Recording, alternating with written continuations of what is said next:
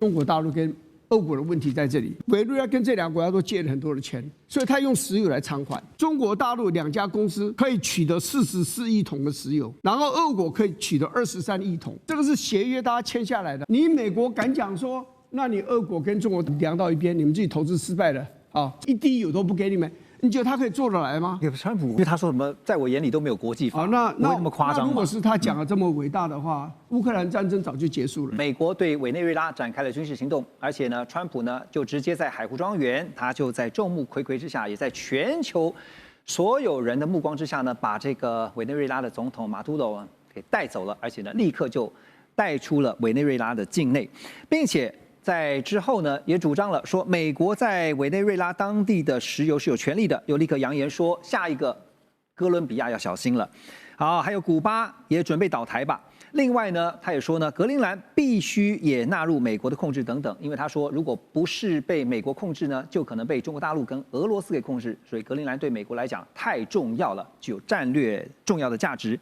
好，那当然这一连串的行为呢，最近也有一个新的名词出来啊，叫做唐罗主义啊，就是门罗主义的2.0版。现在因为是川普当家，他是唐纳川普，所以叫唐罗主义。川普6号就宣布，委内瑞拉临时政府呢将向美国移交3000万到5000万桶的石油，而且他特别强调要用市价出售。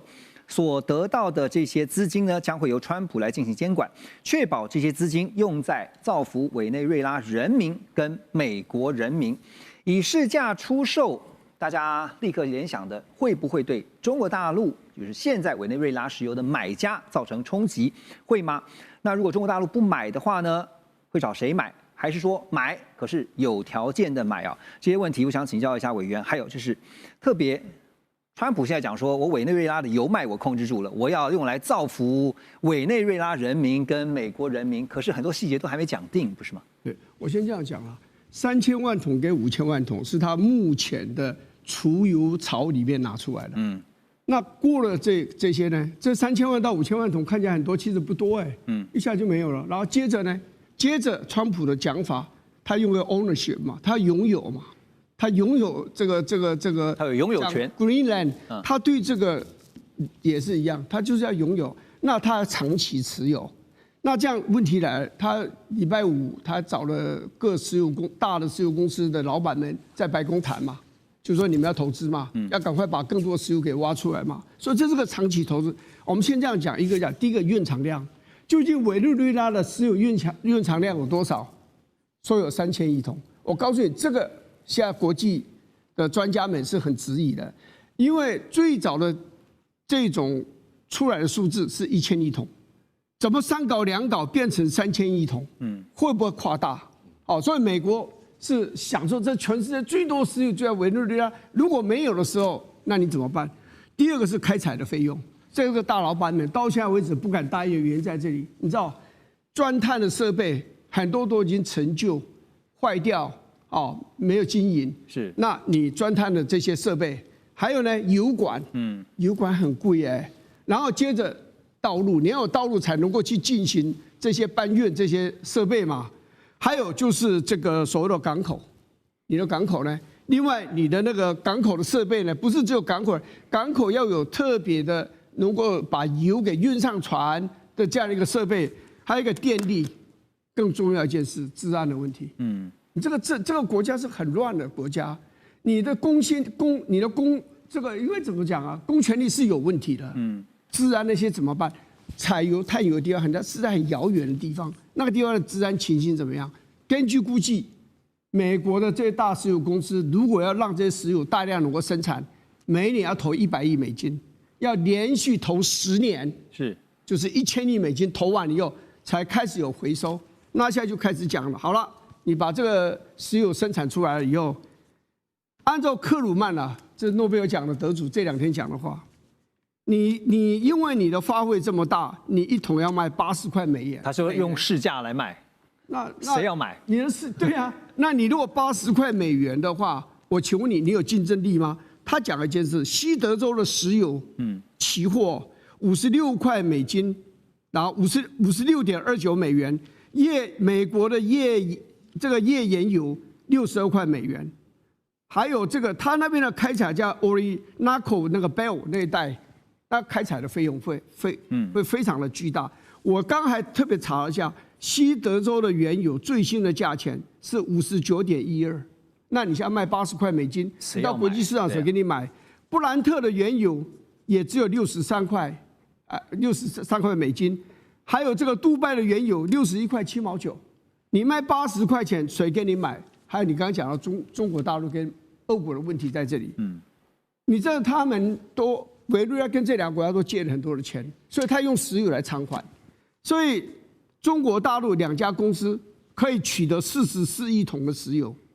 然后俄国可以取得23亿桶，这个是协约大家签下来的。你美国敢讲说，那你俄国跟中国大陆你量到一边，你们自己投资失败了啊，这个一滴油都不给你们，你觉得他可以做得来吗？川普会，因为他说什么，在我眼里都没有国际法，那不会那么夸张。如果是他讲的这么伟大的话，乌克兰战争早就结束了。如他所讲，20小时就结束。俄国人并不怎么买他的账哎。那你这两个国家加起来，一共有67亿桶的石油，就不要了。就让你美国挖出来，然后把它卖掉，卖不掉不知道，就让你在那边全处置，我觉得没有那么容易的事情。那简单请教您哈，因为中国大陆在南美、中南美其实投资行之有年，“一带一路”这个部分啊，这个影响会是怎么样？其实到目前为止，在中南美洲投资最大的是中国大陆，不是美国。你看像秘鲁啊，到处像港口啊什么，它都投资，跟巴西买这个大豆啊。跟阿根廷也买大豆，而且已经布局很久了。对，还甚至有卫星的这个接收站的，所以他花了很多的时间经营了非常久。你美国现在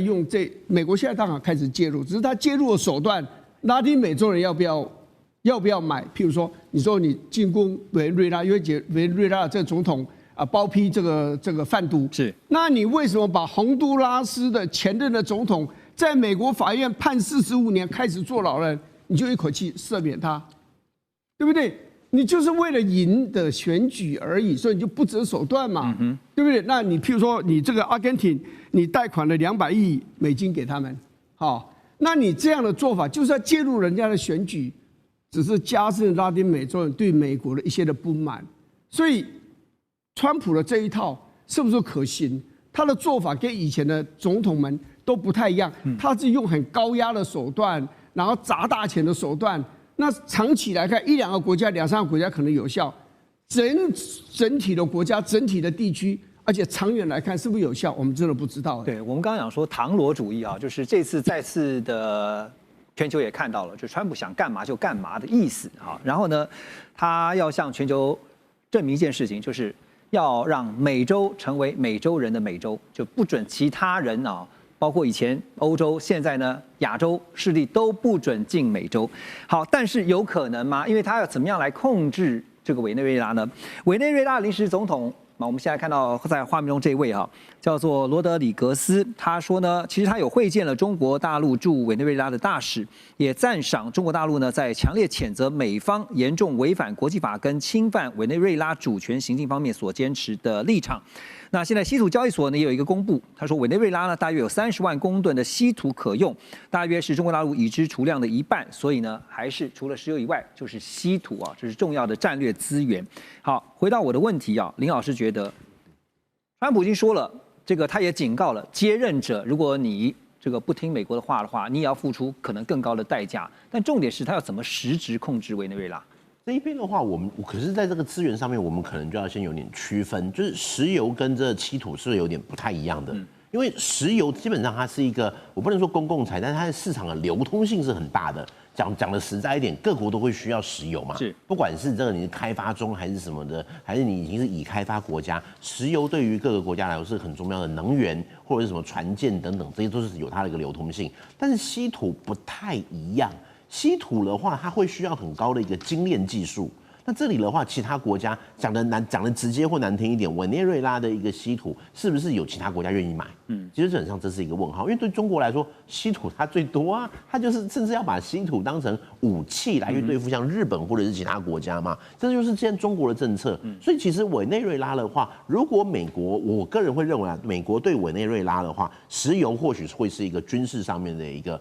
借口，或者是行动上面的借口，但是在这个稀土上面的话，应该是不会还有更下一步的军事行动，因为对于这一个不管是唐罗主义还是川普他的大战略来讲的话，他会觉得说我已经有一个军事行动了，对付你这一个委内瑞拉过了，那我下一步还要再如法炮制吗？还是说我要全面进攻？我觉得这个真的应该机会是不大。虽然川普是说他国际法他把它丢一边，可是实际上他在一些运作上面，接下来对稀土的话，反而是可以跟委内瑞拉去建立一个经贸上面的一个互动关系。我觉得这一点是比较有机会的。OK。在这个时候呢，其实也看到各国的反应啊。当然，这个相对来说，你可以看到普遍的国家对于美国这样的行径是比较低调的。其中呢，日本，我们就来观察日本首相高市早苗在美国对委内瑞拉采取行动的前一天，也就是1月2号，其实他才透过20分钟的电话跟川普会谈，而且呢，他是祝贺川普也祝贺美国迎来2026，就是美国的250周年的建国。所以呢，对美国来讲，今年是很重要的一年啊。那也承诺呢，美日两国的关系将会持续的紧密联系。没想到在通话隔天，川普就对委内瑞拉动手哈。所以到了4号下午快4点，高市早苗的内阁发表了推文，表示日本会优先保护委内瑞拉当地的侨民。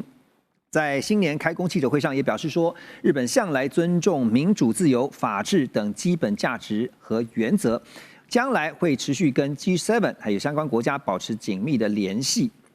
蔡老师，你觉得日本事先知情吗？应该不知道吧？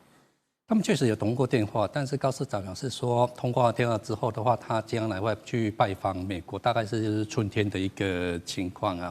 但是对日方而言的话，他们会强调一个概念：日美同盟是日本外交与安全保障的基种，而且在10月28日左右的时候，在东京。我们所说的迎宾馆，他也讲过，日美同盟是世界上最伟大的一个同盟，这个是他们不变的一种立场。那对于委内瑞拉这一件事情的话，日本政府的一个态度就是有一种我们比较白话，就是比较回避，不直接去评论，他怕得罪美国吧？不评论是对是错，他们会评论是说，委内瑞拉必须要回到我们讲的一个民主主义啊、什么法治的一个国家里面，这是那一种讲法。但是日方会关心一个点。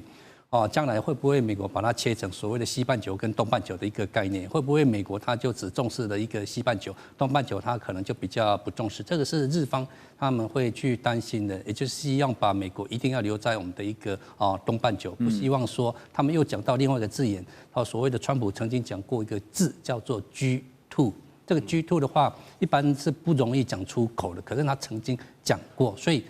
日本他会担心这个 G2 这个概念，还有东半球、西半球，把它留在我们所说的东半球，就让日本一个人去面对，是日本最担心的。当然日本也会担心这个事情，因为日本他们必须要面临有3个国家，一个是中国大陆，第2个是北韩，第3个是俄罗斯，这是他必须要去面临的。包括他们现在毕竟还没有核武如果没有核武的话，这3个国家都有核武，所以他们是担心这一个事情。然后日方的话，他们如果说把美国留下来，而且我们看到美国的话，给日方的一个态度是，他还是会留下来，因为我们看到小泉防卫大臣嘛，这2天又去见美国的战争部长，2个的感情还是不错的。虽然说没有正面的回应记者的一种答问啦，那记者也不是说很开心的，但是美国他一个态度。还是跟日本站在一起，这个倒是没有变的，因为日方很清楚，如果说美国离开日本之后的话，它可能在我们所说的东半球这个势力势必会下滑。它除了日本以外，它找不到一个更好的。当然有韩国有菲律宾，可是不是像日本一样这么大的，所以把它留在东半球。对，可以看得出来，这次高市早苗的内阁在发言上比起之前是格外的谨慎跟小心因为呢，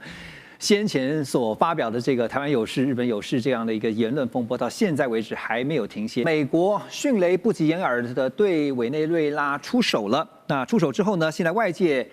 关注的除了格陵兰、除了加拿大之外，还有包括古巴以外呢，还有一个重要的目标。伊朗会不会成为下一个目标呢？在伊朗呢，现在看到民众最近是纷纷上街抗议一件事情：通货膨胀，因为日子实在过不下去了。通膨的怒火也像燎原一般的延烧到全国各地。而英国媒体《泰晤士报》就报道说，伊朗的最高精神领袖86岁的哈米尼已经准备好要逃往俄罗斯寻求庇护。但更棘手的是，以色列的安全内阁也传出，正式批准代号叫“铁拳 ”（Operation Iron Strike） 的军事行动，研判美国跟以色列联军可能在72小时之内会对伊朗发动突袭。而在台湾这边，我们的国防院研判呢，就分工来说，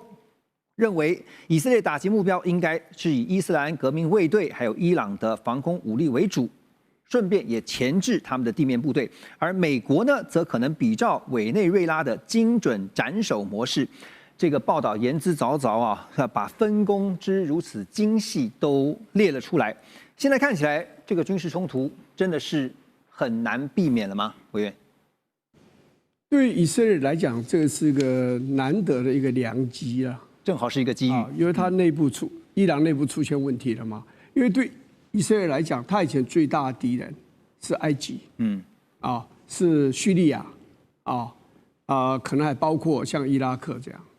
可是这些国家现在基本上都对他构成不了威胁了，但是呢，在过去的这个大概20几年来，对他真正构成威胁的，坦白讲，应该是伊朗，因为不管是哈马斯，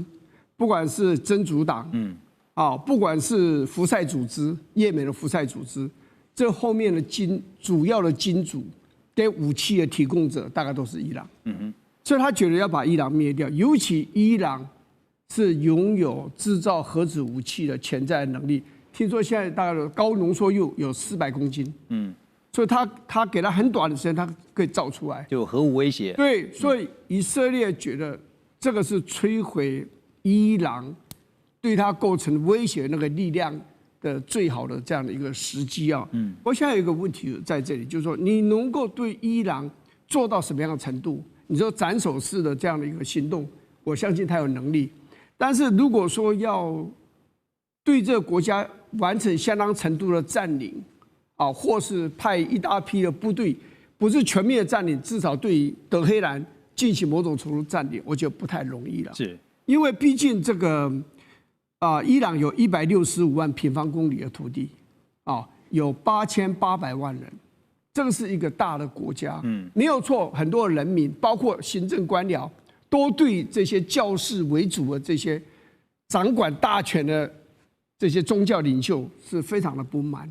但是你的外国的力量进到里头去要攻击他的时候，我认为他们的。要去帮助以色列的可能性，坦白讲不是很高，因为这里要注意的一件事，其实是俄国，因为俄国跟伊朗其实靠得很近了，里海中间只隔一个亚塞拜然。对于俄国来讲呢，你吃掉了委内瑞拉，现在你要把伊朗给整得很惨的话，那我请问你，那我怎么办？这就是我想要继续请教您啊，就是你怎么看？就是因为我们讲伊朗，它毕竟不是委内瑞拉，您也提到了，不管是在文化上也好，宗教上也好，都是非常迥异的。那我想问的问题是，那接下来呢？如果真的以推翻神学式政权作为现在的主要目标，推翻了以后，美国自己也有前车之鉴啊，有了伊拉克，有了阿富汗的前车之鉴，他怎么去处理后面的 afterward 后面的部分呢？这个是很对，你讲这是非常好。像伊拉克，它就什叶派占多数的这样一个国家。你美国现在还在当地在周遭驻扎大批的美军，所以他现在就范了。你美国慢慢你军力如果退却的话，伊朗长期来看，就那个伊拉克是可能变成另外一个伊朗了。所以那伊朗又比伊拉克要大了更多。所以你即使你把这个神学式的政权给搞垮了就这些这个宗教狂热的这些教派把它搞垮，但是我认为那个官僚系统留下来那些官僚系统，他们把伊朗把它稳定下来以后，他们依然不会跟以色列妥协。是，我认为这里面有宗教的问题，有历史的问题，还有很现实的，就是就是真主党跟他们的历史关系不容易切断，是包括哈马斯是，而且就已经有潜力可循了哈。所以林老师又怎么看呢？因为其实这个你到时候像是真的，如果像是一个马蜂窝，你捅了以后呢？这接下来要收拾的烂摊子非常的大，怎么办？英国媒体中东之眼啊，先前其实也曾经爆料，他们就发现说，在半年多前，伊朗跟以色列停火协议签署不到半个月的时间呢，中国大陆就向伊朗紧急交付了大批的防空导弹系统，而被认为呢可能是红旗9B，交易的方式更是采取石油换武器的模式。那么伊朗呢，以价值20亿美元的石油换取中方的歼20隐形战机，还有 HQ9防空系统，还有就是歼14雷达。好，那么我要问的就是这些中国大陆制的武器系统，如果真的是如同媒体报道，那它能够为伊朗的防御甚或是在攻击上面提升多少的战力？我觉得我们这边要先把它分开来看。第一个的话是它的一个战斗机跟它的防空系统，这两个是不太一样的。那我们先说这个战斗机好了。这一边的话，报纸这一边的一些媒体说是这一个歼20，我觉得歼20机会不大，因为歼20的话，今天其实中国它自己生产的量，它自己都没有完全去换装了，还来不及去换装。那你说还要现在全部把这些歼20送去给伊朗吗？因为其实对我们对中共的一个武器的一个研究的话，它现在是什么？研发一代，自己使用一代，外销一代。现在外销的话，它还会不会先是以歼10或其他像之前我们看到的印巴空战嘛，是以歼10这个系统为主的？那你现在就要去卖出歼20吗？除了电子作战的压制之外，也会去大量出动先进的一些战斗机。所以其实就这样子来看的话，它的一个跟我们很难去从印巴空战。它或者是委内瑞拉来去做一个比较，就是大家会觉得说，会不会变成一场又是中美制造的武器的一场实测大比拼哈？刚刚老师提到这个点的时候，我也特别想到说，这次大家在讨论委内瑞拉这个事情的时候呢，说什么中制武器都没有发挥效果啊？别忘了，武器是人操作的哈。也有阴谋论，不是说这个里应外合之说嘛哈，就是说这个飞弹也好，防空系统也好，都没有起作用。那如果是人不去让它起作用，有没有可能呢？这也是大家在事后呢多所讨论的。好，那现在说到了刚才提到了 F-35啊，是美国最先进的飞机啊。美国政府有一个问责署哈，最近有一些相关的报告哈，令人玩味哈。因为呢，这个报告就指出，美国空军 F-35A 的妥善率在2023年度只有51.9%，就是刚好过了一半。那数字呢，远低于美国国防部所设定的80%到90%的目标水准，也就是说，平均每2架当中就有1架 F-35没有办法在最佳状态下升空，所以情况显得相当严峻。而妥善率下降的因素呢，最主要是零件短缺跟维修延宕。F-35目前所采用的是由这个参与研发还有制造的各个国家彼此来调配零件的供应机制，但是实际上的情况却是呢，零件维修的时间太长了，导致库存耗尽的情况不断的发生啊。所以简单来问，这个 F-35大家都现在说是在6代机之前，起码是5代机的最强空战战机，可是就面对到这个妥适率的问题啊，蔡老师，您觉得这个问题有解吗？那问题如果说放在日方来讲的话，他们可能会去想办法做一个解决。为什么？因为他们已经跟美国买了147架，F-35A 的话是105架，F-35B 是42架。那 F-35B 是要放在加贺号跟出云号上面。那我们知道日方他们在维修上面的话虽然是非常的强，但是他们还是要去做这一个方面的一个努力。这个努力我们可以从另外一个地方去看得出来，叫做马毛岛。马毛岛的话，也就是 F-35A 跟 F-35B 他们做训练，或者是说战时会发生什么战事的时候，整个都会移过去那个地方，那个是我们可以去观察的。那这个观察的话，我们也看到大陆的军方嘛，他们最近也有注意到这一个点，所以他们最近经常去，不是只有去什么东海照一照，他去了大隅海峡，也就是在鹿儿岛附近那一个地方，他们会去观察。所以这个的话，当然日方的话也是去做一个努力了。他们自己有所谓的三菱重工，三菱重工的话也是希望跟他们做一个合作。而且我们看到，日本跟美国的一个强项会稍微有点不大一样。美国的话，它做一个很先进的东西会很快，可是他们在维修上面来讲就会有一点点的不是那么样的积极。那这边会有日方去补这个不足的部分吗？这是日方他们希望去做的，因为我们刚刚所说的，他们毕竟跟他买了147架，因为他自己有实际的使用需求，一个需求。如果这个147架，你如果说只有一半能够起飞上去的话，对他们一个作战能力会有很大的一种影响。OK， 那您怎么看？就是说，因为现在我们之前也请教过您在节目当中有提到说，英国、意大利、日本3个国家共同组成的战机合资企业要打造的是6代机而且是逆踪战机，这个全球空战计划。那如果现在5代机面临到零件维修时间延宕的问题，6代机的话，是不是应该及早的去思考呢？日方的话，他们确实有在做这一个努力了，但是的话，这跟5代机有一个很大的不一样，因为5代机的话是 Made in America，6代机的话基本上是由日本主导的 Made in Japan。日本他们所擅长的就是一个品质，就好像我们所说的Toyota 生产系统，这就是1980年代的时候为什么会打败美国的一个原因。这也是为什么日方他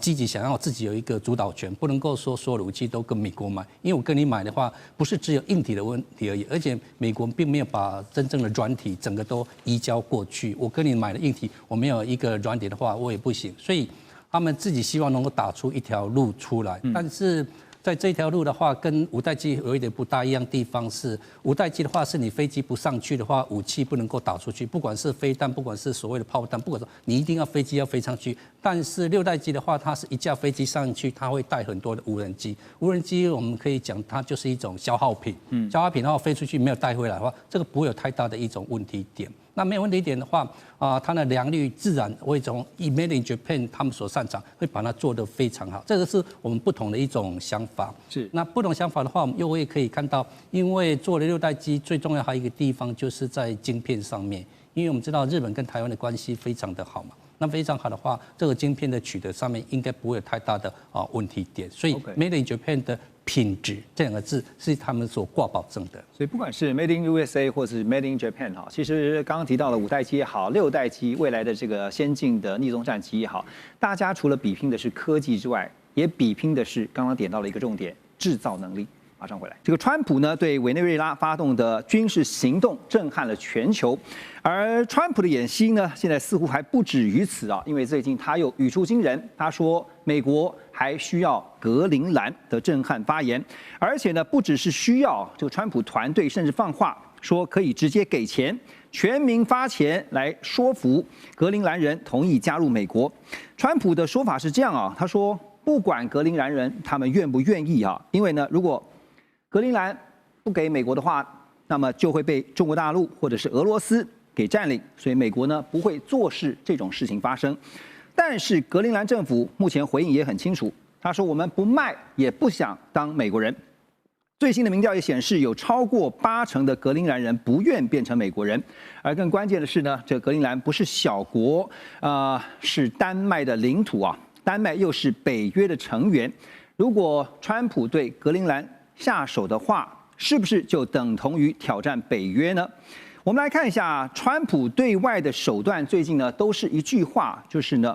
不吃胡萝卜呢就给你棒子吃对巴拿马、委内瑞拉是经济加上军事的威胁，那么对加拿大、墨西哥呢是关税胁迫加军事威胁，现在对格陵兰则是呢金钱诱惑再加上军事力量的并吞。最近也听到了美国的副总统 J.D. Vance 他说，请各国都必须要正视而且严肃的对待川普总统所说的每一句话。那这一次呢，看到他们对于委内瑞拉采取的军事行动，确实也让全球都看到了川普有些话还真的必须要认真的听一听。好，那现在看到是讲到北约这个部分川普跟格陵兰之间，但是又夹着北约我记得上礼拜黄老师我们也特别去提到了委内瑞拉当下被川普的这个三角洲的部队这个进入之后，那么没有想到在2个多小时，这个总统就被逮了，然后呢立刻就送出委内瑞拉的境内。好，那您觉得川普接下来要怎么处理格陵兰的问题？川普对于格陵兰的这个兴趣在他很早就我们就讲说当选以后吧。就已经讲得很明白了，而且不是只有格陵兰，包括加拿大作为51州，包括巴拿马运河，那现在在他的国家安全战略公布了以后，更明显的就是美国本土另外就是拉丁美洲。对，换句话说，这种扩张型的这种可能的孤立主义确实在成型当中，它基本上跟它的国家安全战略是同步的。那格陵兰总共只有差不多估计5.7万人。那么对于美军如果要进去接管，它本来就有美军的这个太空基地在里面。如果用强的就用豪夺的方式、直取的方式，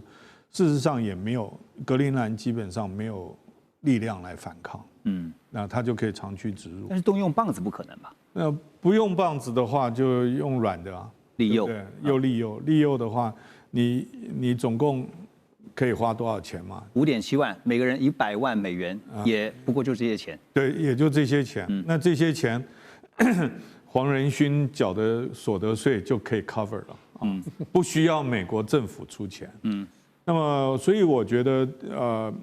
基本上是一个原则的问题。第一个就是你对北约的同盟国动手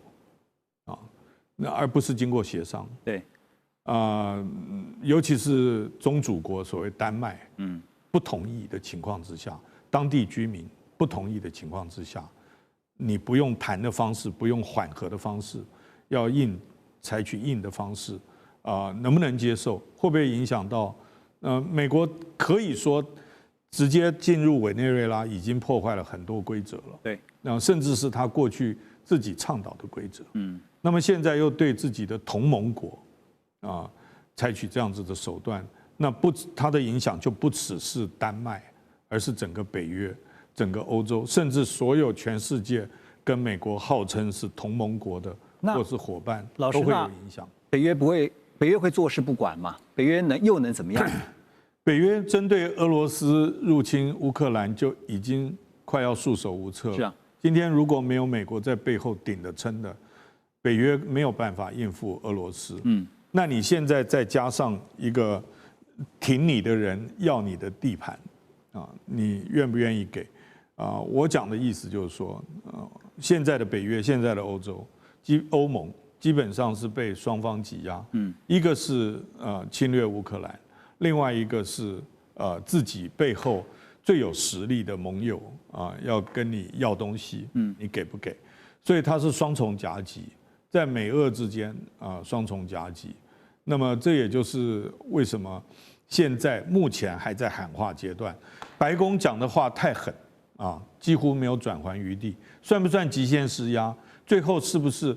这个喊话只是他的手段之一？他最后要采取什么样的行动？我觉得还要一段时间酝酿。可是这个过程当中，已经会使得北约国家中间很多不同的意见。就会越来越强烈。现在看得到北约的立场蛮坚硬的就是说，当然为了要维护这个格陵兰的主权，包括是丹麦但是会不会最后变成是北约欧洲这一块就是摸摸鼻子认了那怎么处理格陵兰的问题呢？要看川普在将来几个月，他对这个议题兴趣会维持这么大了。因为刚刚Venezuela 这个行动算是先不要讲什么规则好不好？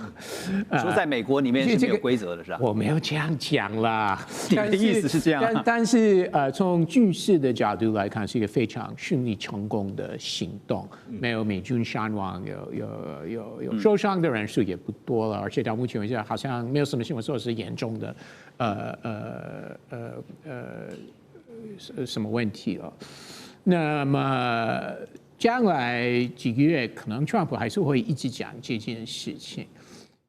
但是进入5、6月份的时候，他就要把焦点放在其中选举。那虽然我认为目前美国选民对这个议题不是很在乎，我没有很大的意见。不管今天有什么民调说美国人是怎么看，但是真的很在乎这个议题，我觉得是目前不是很在乎。但是他开始跑来跑去，因为 Trump 非常希望做那个现场的造势大会，对不对？所以我认为他到6、7月。月份那个时候就开始跑来跑去，做那个每晚上两三个小时，他会一直讲话，这方面还是非常厉害。那到时候他会一直讲 Greenland 这件事情，我觉得可能性是不大的，因为选民不是很在乎这个议题。那你觉得川普不会来硬的？那会来软的。那来软的话呢，他会真的让格陵兰最后变成美国的51州，还是他让格陵兰保有独立自主，可是呢就是附属于美国50州是不可能。OK， 这是不可能，那个国会肯定是不支持了。就像 Puerto Rico 或关岛，这个还是要给他们特殊的status 跟地位了。但是看起来川普不会放弃，所以即使在将来几个月他一直讲，然后中间时间为其中选举暂时不讲，那到明年初没有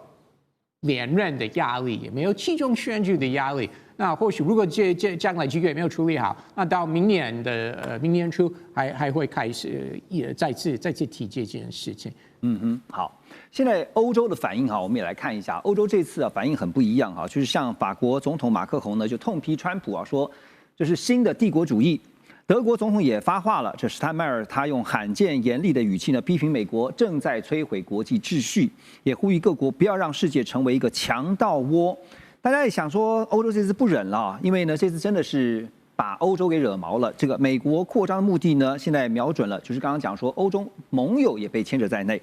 川普呢，当然也说呢，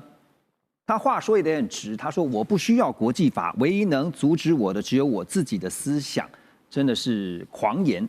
那美国最近内部其实也出现了一些极端分裂的情况哈，当然也让格陵兰人看在眼里，就觉得如果有一天成为了美国人，会不会跟他们一样？我们要说的就是 ICE 是美国移民和海关执法局不顾地方的反对，他们派人到明尼苏达州去扫荡非法移民，结果在一场事件当中就击毙了一名白人女性，那反而呢加大争议。大批的民众要 ICE 滚出去外界更是担心会不会重演之前所发生过的弗洛伊德之死Russ， 我继续请教你这个事情会怎么样？会不了了之，还是？首先要为你刚刚提到法国跟德国，虽然法国总统这次讲话是比较强硬，德国总统也是讲话，也是很少见德国总统会对外交政策这样讲话。但是在德国他是 head of state， 不是 head of government， 对不对？所以他没有首相那么重要了。所以德国总统说什么其实真的是不重要。但是你只有提到欧盟、NATO 北约2个国家而已。那欧盟有27个成员国。北约除了美国之外，一共是32，所以除了美国之外，有31个会员国。那其他的国家为什么都没有说话？为什么都没有为丹麦说话？你就提到2个而已你讲到重点了，其他的欧洲国家闷不吭声，大家现在都在看着这个事情发生。所以我们要等他们会不会赢起来，会不会真的很为他们的好朋友丹麦？你觉得会出来为他们发声吗？会，我觉得将来也会，但是会不会有实质的动作，目前真的是一个问号。比如说，我举一个例子，一个非常简单的动作是下礼拜召回他们驻美大使，为了表达他们对美国政府不满，他们敢吗？不知道，好像目前为止真的是不敢有类似的很实质的动作，所以欧盟到底或北约国家到底会做什么？真的，目前真的是一个问号。那明尼苏达的事情呢？这个风波会不会越来越大？会，当然。你觉得会啊？会，对。川普不会忘记这件事情，所以要看我刚说的，要看他会不会天天讲，会不会或者因为美国其中选举先暂时放弃，目前也不知道。但是我相信，真的不会，川普政府真的不会放弃这件事情，不管是什么样的方案。用钱的，我相信你提黄仁勋出钱，因为以后改名黄 land， 你也姓黄，所以你也会很高兴，对不对？Greenland 可以改成黄 land。好，所以你应该不用签证了。你认为明尼苏达这一次的这个白人女性被枪杀的事件，这个会越来越严重？会，有很多不同的理由，本来也是很多美国人是支持川普政府对非法移民的这些强硬的动作，也有很多人是反对，尤其是在算是一个蓝色州 Minnesota 算是 blue state 是支持民主党比较多，尤其是在 Minneapolis 这个大城市算是非常左，选民是非常，尤其之前发生过黑人被枪杀。那另外进入这个杀人案的调查，那已经有非常严重的州政府跟联邦政府的分裂，因为联邦政府已经说清楚。地方检察官，我们不帮你啊，什么资料啊，我们都不配合了，所以你要对这个联邦执法院进入一个调查，我们帮不了，我们非常反对，所以这个真的是很少见，有州政府跟联邦政府有这么强硬的这个不同意见，所以。从这些事件也可以看到，说现在你比如说美国内部它自己有自己非常严重的问题，哈，中央跟地方就是联邦政府跟地方政府、地方州政府之间有很多的冲突。好，那格陵兰人看在眼里，除了这个格陵兰以外呢，加拿大人也看在眼里啊。现在加拿大也非常的紧张，为什么呢？因为地缘政治可能会出现一个关键的变化。如果美国把格陵兰拿下来以后啊，为什么？因为加拿大呢会被美国从北极方面呢完全给包围。所以前加拿大驻联合国的大使叫李博，他就警告，他说川普根本不把加拿大的主权当一回事。川普先前就说过，加拿大可以变成美国的第51州。那现在加格陵兰呢？哇，现在52州。当然，这个 Ross 刚才讲说不可能啦。好，那现在加拿大军方也已经讨论要建立40万人的民防部队来因应外来威胁。而加拿大总理Mark Carney。他即将要访问中国大陆，在这个时间点也特别令人玩味。好，所以川普把盟友们特别包括北约的也好，现在连加拿大也好，搞的是天怒人怨。那会不会逼使美国的盟友？聂老师觉得找新靠山，然后呢，甚至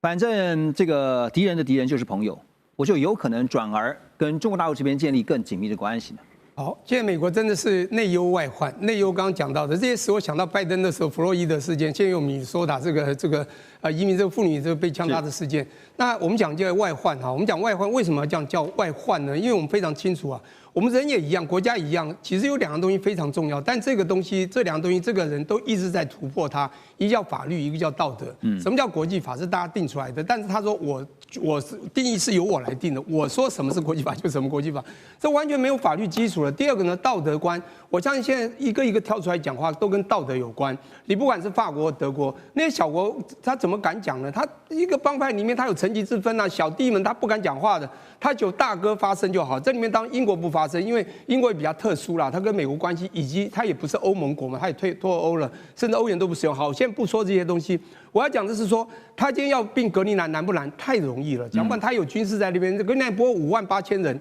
这么小的地方，整个台北市只有一个人，他40平方公里里面只有一个人，200多万平方公里的这个土地只有5万多人，那么冷，靠近北约，如果地图放大放平的，看起来比美国还大，你知道？当然它没有美国大，只有美国1/4。现在一个重点就是他拿不来，他为什么要拿？稀土嘛，他一上任就看到了，他自己产180万吨，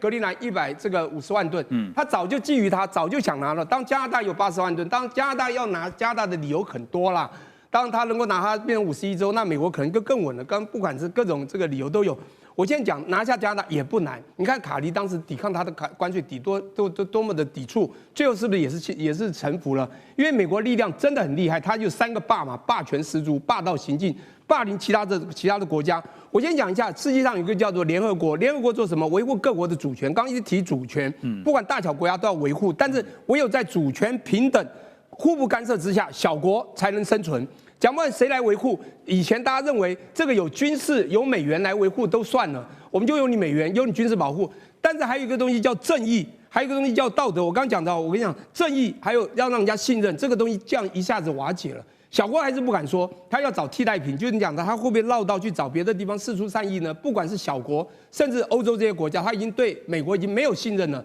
这时候他是不是要找一个保护的替代品？因为看起来中国就是唯一能够可能未来跟美国抗衡的，不管在军事科技，但是有没有强到这样，我们不知道。就他要找到未来的替代这个保护的这个护主呢，必须要强而有力的一个基石。所以呢，你必须让这个小国认为长期可靠。目前呢、我们知道世界上你不可能啊，好像说历史从以前就这样，中立是不可行的啦。我们虽然允之绝中，我跟你讲，你互不得罪，最后就会受伤。你一定最后押宝，以前押美国，就会发觉押错了。我跟你讲，未来就会慢慢押过去。就你刚刚讲的这件事件，从这次的跨国这个元首绑架事件，你看到这个人为的黑天鹅会造成全球真的，我们讲小国一定会，只是不敢发，一定会向中国靠齐。但是加拿大。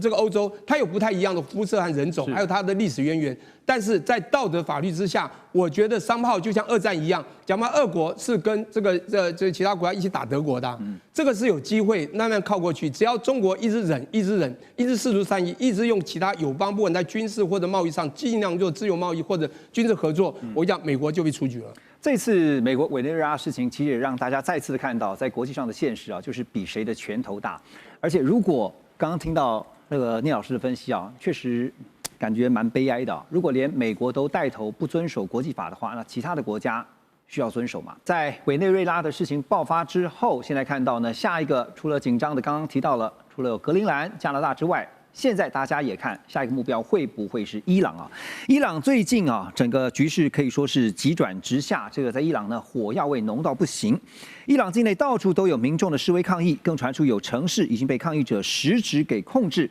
民兵指挥部被烧，全国罢工。而伊朗政府呢，更是直接说要断网断话，因此而造成的死亡人数也不断的攀升。在这个时候呢，美国特种部队也被直击出现在中东地区，更有美国军机出现在荷姆兹海峡。川普也公开的呛瞎喊话，他说如果伊朗用暴力镇压示威民众的话，美国将不会坐视不管，会狠狠的打击伊朗。伊朗官方则反控这不是单纯的民怨，是境外势力在操盘的颜色革命。好，现在看到有点熟悉啊，因为我们刚刚提到了委内瑞拉。那这个手法呢，是不是就一开始啊，像委内瑞拉是先扶植流亡势力，然后制造街头动乱、经济封锁，再来是军事恫吓。另外，在伊朗呢，现在也看到了，最近这2天，流亡在美国的王储他跳出来号召民众上街，举行全国性的示威，也看到了美军快速的集结，然后白宫方面高调的警告，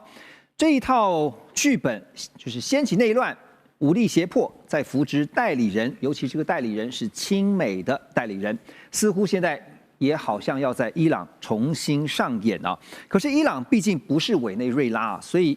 这个相同跟不同之处，老师怎么看？委内瑞拉的模式很难被复制。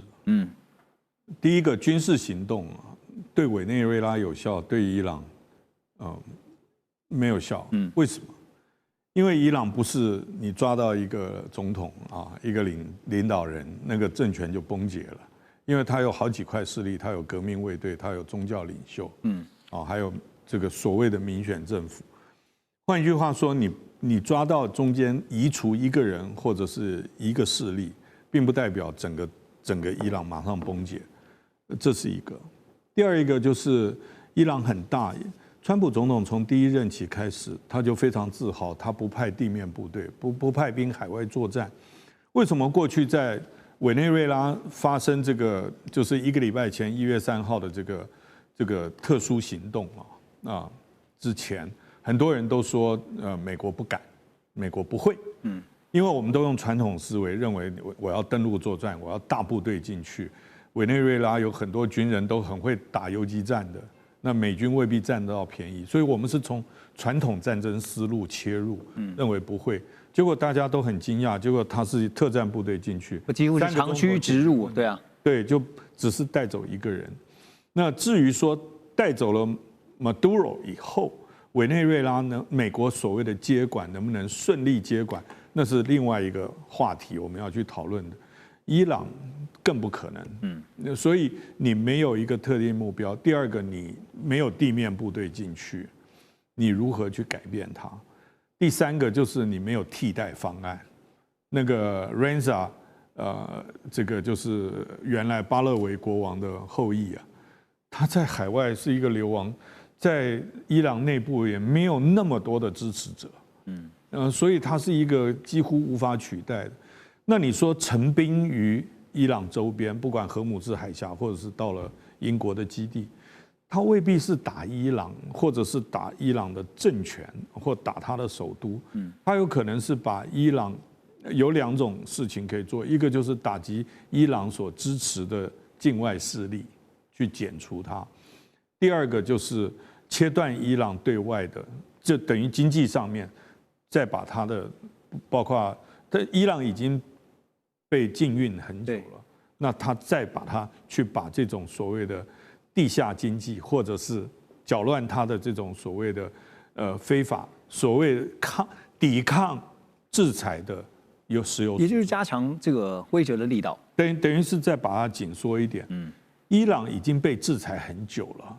所以伊朗它现在不是说你一个震撼疗法它就会崩解的，它已经承受它的那个抗压耐力已经是全国性普遍性的在承受。所以很难用一招去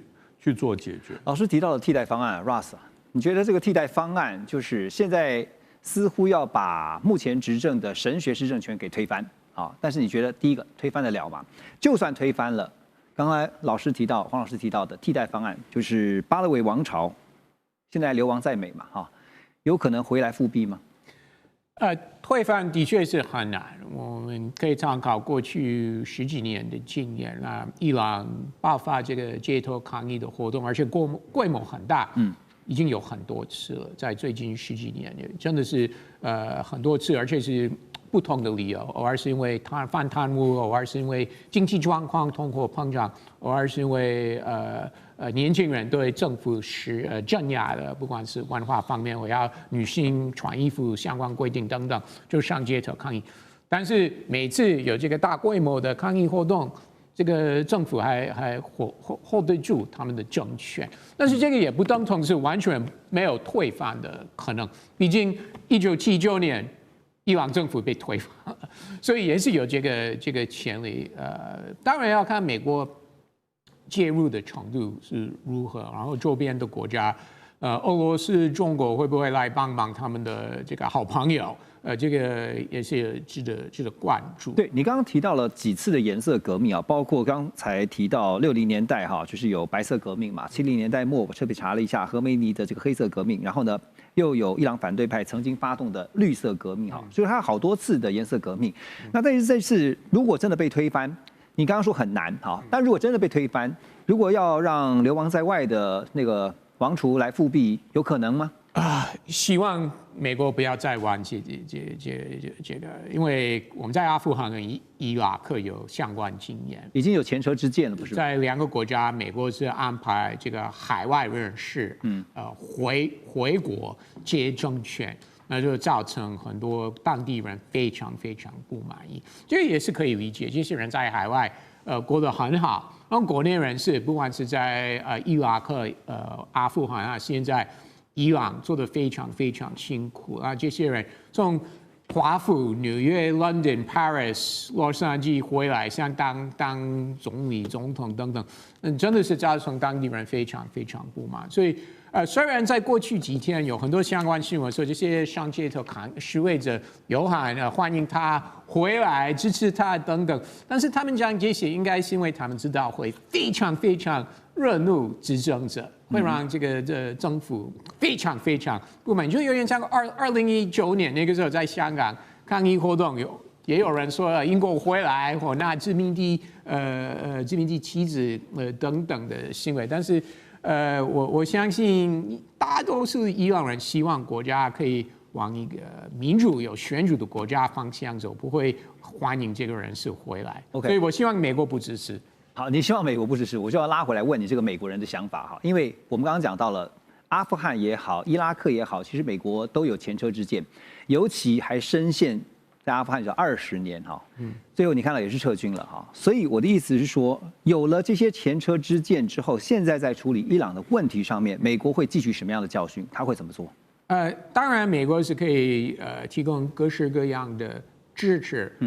不管再次轰炸军事设备，这个也是一个选项。那做什么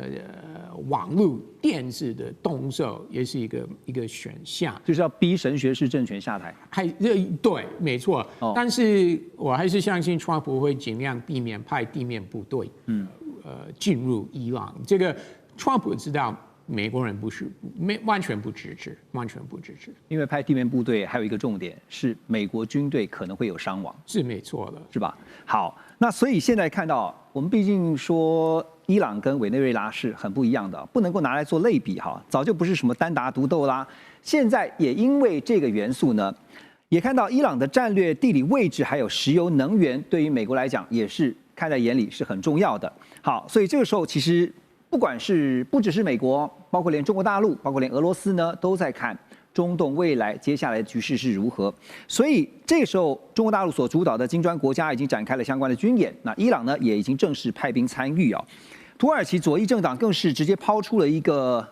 叫做土俄伊中联盟，认为可以阻止美国的扩张，而且避免战争。但是其中充满玄机的是，早在去年2025 12月，土耳其、俄罗斯、伊朗就已经在土库曼举行过罕见的峰会。所以拉回到这个联盟，就是这个新的阵营啊，土俄伊中这个新的阵营有可能成型吗？ OK， 我觉得这个很有趣啊。我先讲一下，刚刚委内瑞拉这件事件这么的成功完美啊，但我觉得它是短期胜利。它胜利在我刚刚有讲到，就是它主要还是最强就是 CIA，它的情报员甚至可以利诱他们的这个叙事会长这些，才有办法能够不伤一兵一卒。你刚刚讲成功完美，可是我觉得对长期不是这样，它是一个成功完美是现在短期的，但它未来会失败惨烈。 它长期我觉得会失败惨烈，就是因为刚刚讲的法律线、道德线全部突破了。但讲伊朗这个地方，我先讲一下，伊朗大家都还记得吗？去年2025年嘛，6月20号不是一个 GBU 的57的钻地弹炸下去吗？请问全世界谁发出声音呢？它地理位置的确重要，而且它的不管油或者基础建设跟中国的关系这么紧密，中国有讲话吗？也没有。这次委内瑞拉，他事后是有讲一些话，也不敢在很多的这个情势上，大家也觉得中国没发出声音，其实中国都有在发出声音，只是他不能动作。我觉得他必须私底下在运作其他的氛围。当然，现在哈，我们都知道，全世界要维稳世界秩序的国际这个 game rule 只有一个地方，应该是联合国。但现在不是，看起来就是美国老大说了算，全部由美国来做主。联合国算什么东西？在他眼中就这样，他可以到联合国啊，人家限制他时间，他可以讲很久，然后骂每一个元首，你就知道美国在里面做什么。好，重点来了哈，对不起啊，我们不管这美国人在这边，重点就是现在当你让很多的小国恐慌的时候。 刚讲的嘛，他是不是要去找新的这个替代性的保护主？这时候是不是想到第一个可能是中国？但中国力量够不够？其实他如果真的动起来，美国也是会怕。但是看起来他一直在忍，这是中国的这个儒家习性。但中国不是傻瓜，我觉得最近啊，您刚讲到这金砖四国的军演，我不太想用金砖四国这个名称，这绝对不叫金砖四国 ，BRIC，I 也是印度嘛，哪来的这个印度？没有。 巴西也没有在里面。我跟你讲哦，你讲的 Krink 我倒能接受，当 Krink 在他们叫做这个邪恶轴心 ，Krink 是什么？大家知道 China 第一个嘛，在前面 Russia， 最后 I 是什么？这个才是 Iran 嘛。然后 North Korea 也有可能加入啊，这有核武的国家。讲不好听，这次还有土耳其加入。我讲，因为土耳其军事实力也不差，他以前这个奥图曼帝国的时候，在12世纪也这样的厉害，对不对？除了打不过这个东方的这个元朝金人之外，在西方他全部征服。 这个也不能小觑。当他们一结合的时候，我跟你讲，军事力量就算美国花最多，现在要1.5兆美元去做它的最大的军事盘算，它胜过了其他2到10名。可是这4个国家一加总，我跟你讲，绝对不输美国啦。更何况就算把别的都拿走，就剩中国好了。各位，中国的实力是突飞猛进，是直线上升的哦。美国所有东西都是老旧思维啊！你看 F-16的战机里面的导航系统等等的 ，F-35里面的稀土所需要407公斤的这个稀土，以后拿不拿得到？是所做的东西，制造业已经空洞化，未来怎么去造这些东西，花再多钱，它会4倍公办。而中国相反的，成本低，会事半功倍，量产，成本低，只有好。我跟你讲哈。 就我们讲，别的拿掉，中国都有可能赢。而现在一联合起来，我跟你讲，美国就出问题。既然你问的是说会不会擦枪走火，我倒觉得还是不太会了。因为我想问老师的是说，如果按照这个逻辑的话，说美国跟以色列如果美以联手，然后在中东假设真的对伊朗动手的话，那中国大陆跟俄罗斯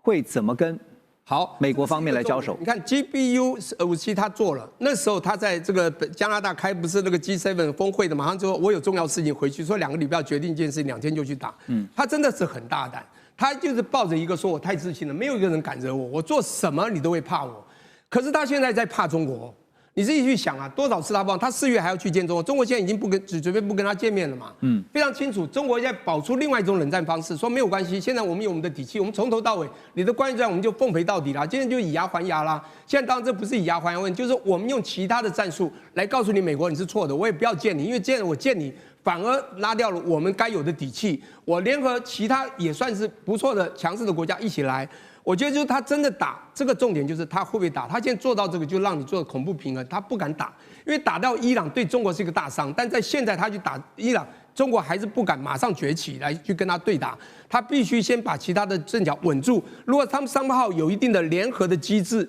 说不好听，他们也要必须做沙盘推演。是，当美国打进来，他们因为美国还是很厉害，你刚 CIA 当时专机弹之前的时候，他多少个研究员，核弹研究员，多少个高阶占领都被精准打击啊，讲不好听，这都是 CIA 去搞的。我讲不好听，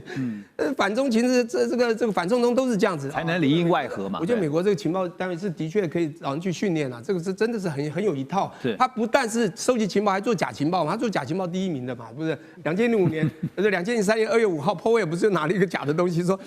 毁灭性化学武器，我们找到了。反正就这样子，现在不需要了，也不需要做假情报，由川普一句话就可以打人，知道吗？对，从这个聂老师刚刚的分析，其实是可以理解到说，美国它擅长它的强项是在于说快很准啊，它这个速战速决。但如果这个冲突一旦进到了延长赛，也许就不一定能够占得了上风。国际原子能总署啊，11月20号他们通过了一项决议，那这个决议呢是要求伊朗合作，提供来这个武器级浓缩铀的库存量啊，还有就是要同意IAEA 的专家进入核设施来进行检查，但是呢，遭到了拒绝啊。伊朗外长他特别说呢，针对 IAEA 所发布反伊朗决议，伊朗宣布跟 IAEA 之前合作这个开罗协议呢不再有效了。那伊朗呢，伊斯兰革命卫队的发言人更表示说，伊朗认为现在在伊朗这边中东的冲突会随时爆发，但是他们已经提高了战备水平。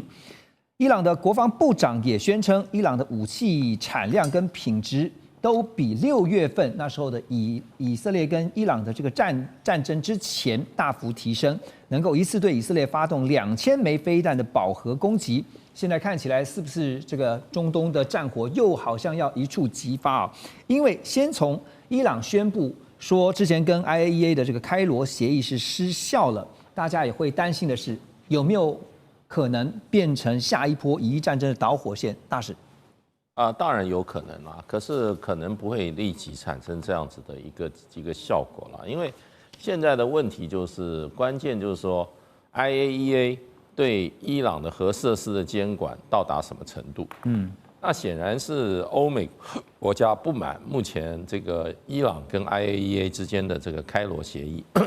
开罗协议是今年9月签的，是。那伊朗是原则上同意 IAEA 对伊朗的核设施各种核设施进行监管。可是呢，可能目前开放这个双方合作程度还没有到说你要提供武器级浓缩铀库存量，因为伊朗不承认它有武器级，有核缩铀库存。那你等于说你还没有确认伊朗是不是有武器级的核浓缩铀的库存量，对，你就先说你要把这个交出来。就已经认定人家在，他就认定了，因为伊朗他虽然说我现在的这个战备能力比较强，可是伊朗还是对外还说我没有在发展核武。对，他指的是传统武器啊。对，我讲的是传统，我没有要发展核武。所以对这个问题的话，就伊朗他一怒之下，他就回来说，那我那个开罗协议9月签的开罗协议那我就作废了。那开罗协议其实是伊朗返回跟这个国际核准能所合作的一个很好的一个开端。可是西方国家就等不及，所以一个你要什么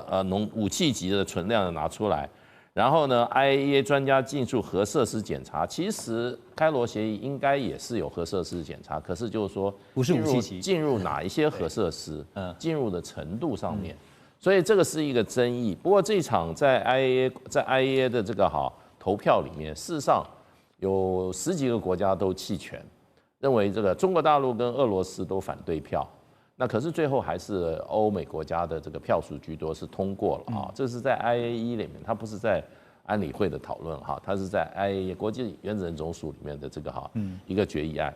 那其实就是说6月22号，今年6月20号，美国轰炸伊朗核设施的时候，那个时候 IAEA 就跟美国说，我们都在现场看没有什么武器级的核浓缩铀啊，对不对？那美国不听，美国人说你们这个 IAEA 啊，你们这些没有尽责，就直接轰炸。所以当时事实上，国际原子能总署在6月美国轰炸这个6月20号美国轰炸伊朗核设施之前，他们跟伊朗合作关系是很好的。哎，那伊朗就是说它的浓缩铀的丰度也没有到达武器级。那所以呢，它只是它的那个就是说提炼设施不断在增加。那可是呢，几个重敏感的这个核设施的这个设备好 ，IAEA 都有专家在现场，所以就变成就是说，现在不晓得美国跟这个欧洲国家到底对伊朗是要采取一个什么的作为？对，那是不是他们也没有说他今天已经有足够的这个证据显示？那么已经伊朗已经有这个武器级的浓缩铀，因为这个丰度要几乎到90%啊，是非常的高哈。所以呢，现在我觉得就是说这样一做的话，那就会提升伊朗跟以色列之间跟尤其美国这些国家的这些矛盾。对，所以现在美国现在也在似乎在预备这个态势，如果万一发展到这样的情形的时候，该怎么办哈？这个礼拜在中东另外一件大事啊，就是我们看到美国总统川普呢和沙烏地阿拉伯的王储萨尔曼，他们签署了美沙国防战略协议。这个协议当中呢，就大家讲好了，就是呢，沙国呢将会对美国投资6000亿美元，而且呢是要向美国采购 F-35战机，还有将近300辆的 M1A2 艾布兰战车。那么美国军事媒体Breaking Defense 更是爆料说，沙烏地阿拉伯呢还会购买130架 MQ-9B 无人机，还有200架的 Gambit 这个中程僚机啊。那你可以看到这个采购清单呢，一大堆都是武器。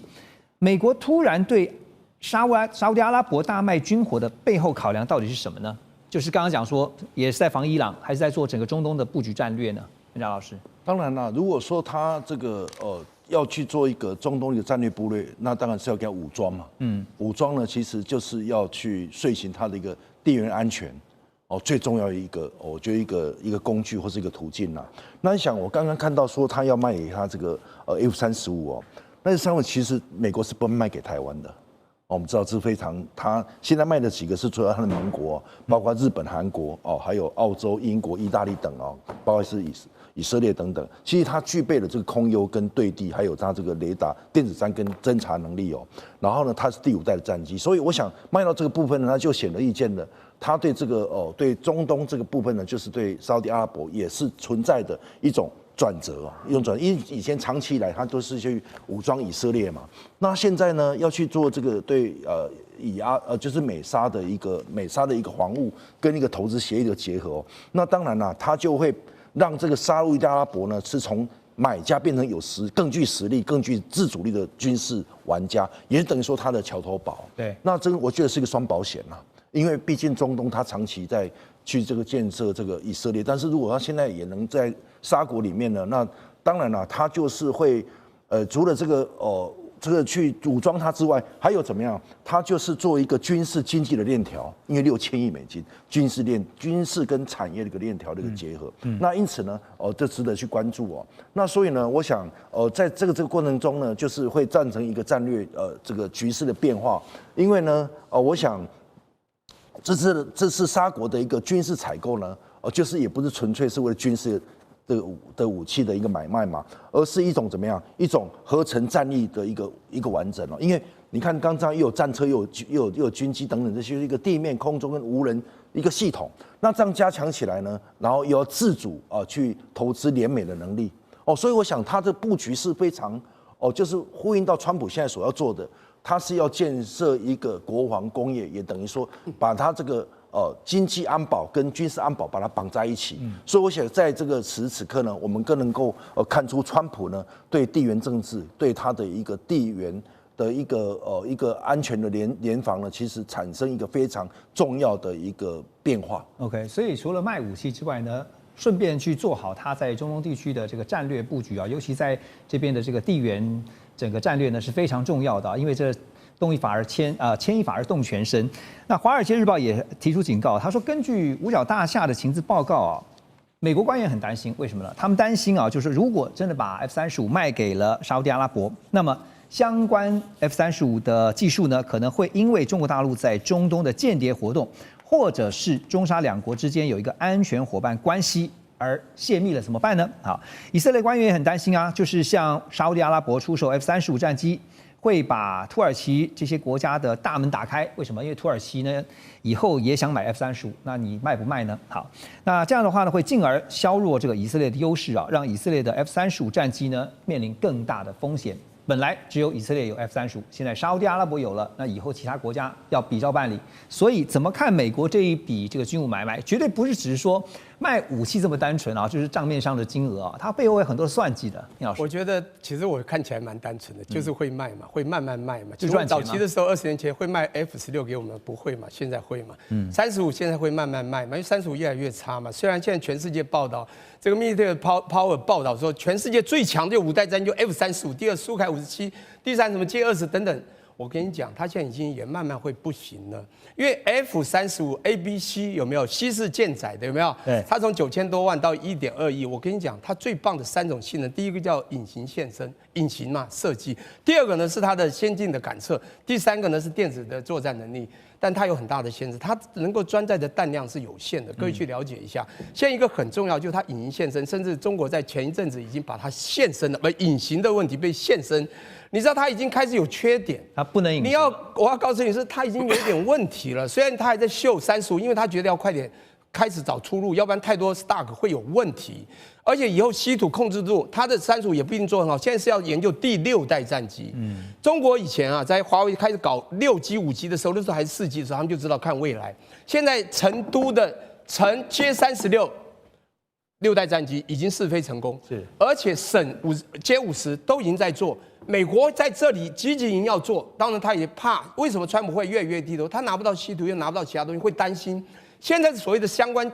这个技术在哪里？我真的好奇啦，或许有一些。我觉得美国在战机这个部分哈，因为中国的制造业已经非常丰富，美国已经空洞化这个之下，美国的制造业是在1940年是12月29宣布了一个民主兵工厂起来的，在那个时候呢，支援了全世界的战力兵力，才有了今天。现在它制造业空洞化了，他会怕。我现在要讲的是，美国还是靠自身利益啊。这个一个很奇怪地缘政治，美国跟以色列这么好，对不对？跟父子一样。中国跟沙特阿拉伯还有所谓的这个安全伙伴关系，怎么会迈过去呢？因为他已经觉得这已经可能不是最重要。虽然大家都还说他是第一最棒的世界第一，我要讲的是他们都在看未来了。当然还有一个就是川普的个性嘛，他重商的个性，这个一卖下去不得了，多少钱？当然划得来。第一个从经济角度划，这从技术角度他觉得还好，有一些技术，但不至于。他真的很重要的技术，他还是会后租的。这是我所看到美国现在所做的动作。对，所以其实说穿了就是各取所需哈。美国要他要的，沙烏地阿拉伯得到他想得到的。我们休息一下，马上回来。2025全球局势必须关注，中美赛局牵动地缘风险，连带影响台海两岸未来。寰宇全世界，关心全世界，权威分析，专业观察，客观立场。每周6日，请您准时锁定，一同关心全球大事的瞬息万变。